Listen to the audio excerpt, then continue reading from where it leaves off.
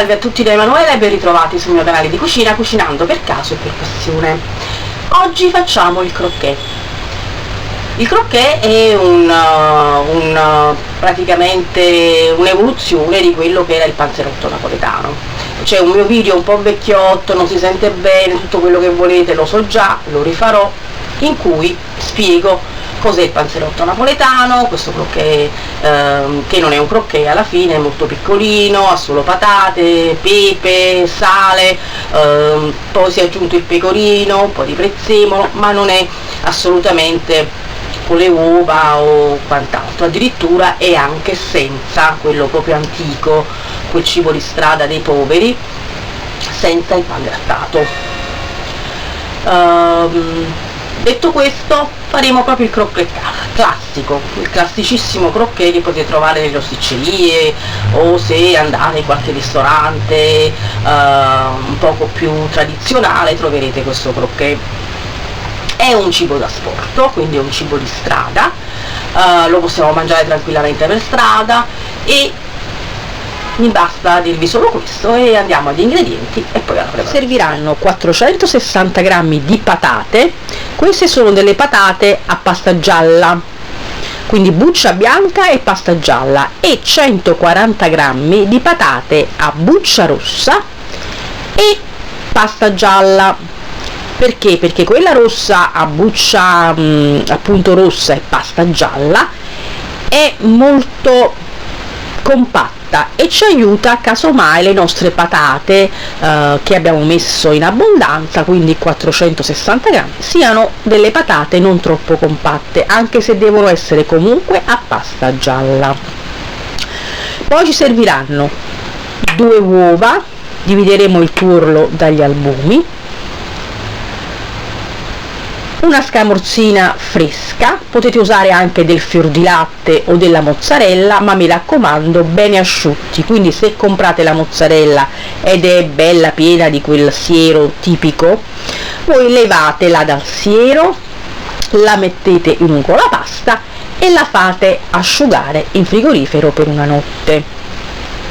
Poi ci servirà 2 cucchiai di pecorino e 1 di parmigiano. Vi scriverò esattamente i grammi, perché spesso mi dite ma 2 grammi, 100 grammi, 20, quanto è sto cucchiaio? Quindi io vi scrivo sempre la quantità precisa.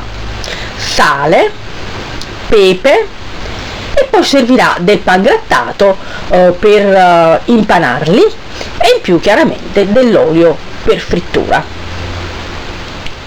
Oltre alla scamorza, se vi piace, potete aggiungere anche del salame napoletano tagliato a listarelle, così come la scamorza.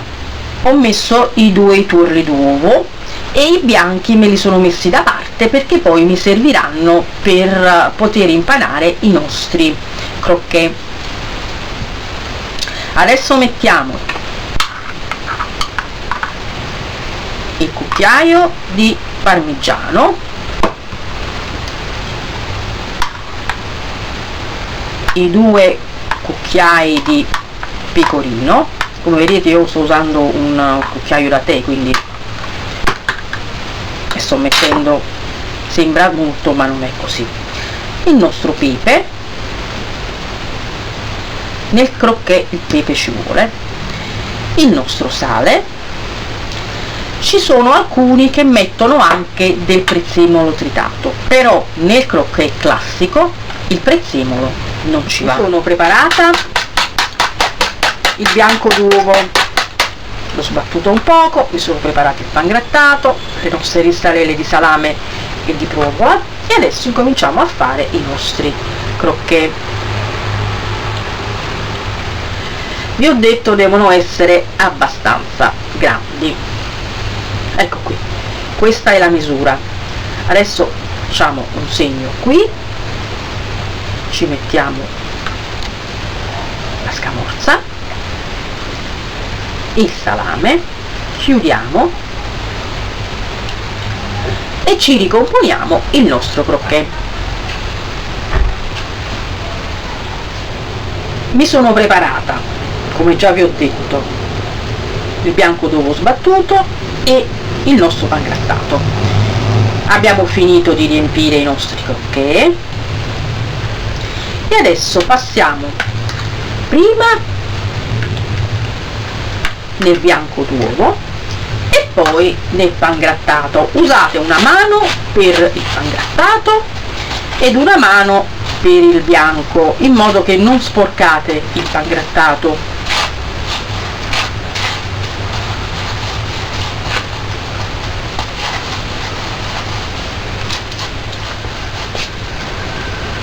Ora che ce li siamo fatti tutti, ripassiamoli di nuovo nel pangrattato e diamogli una forma, vedete, senza la smussatura delle punte, ma tondeggiante.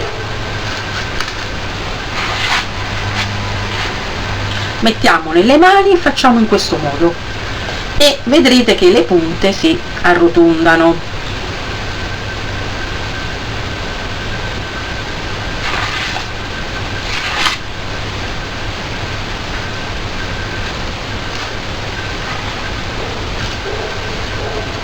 Ecco qua, faccio vedere un'altra volta, così, in questo modo, guardate, automaticamente le punte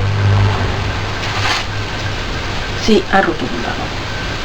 Questa è la forma del crocchè. Quando friggiamo i nostri crocchè, abbondante olio, non troppo forte, diciamo intorno ai 180 gradi, e giriamoli delicatamente con una forchetta ed un cucchiaio. Una volta dorati li posizioniamo su carta da cucina. Quando li mettiamo nel nostro olio, giriamoli in questo modo delicatamente, in modo che l'olio li sigilli subito.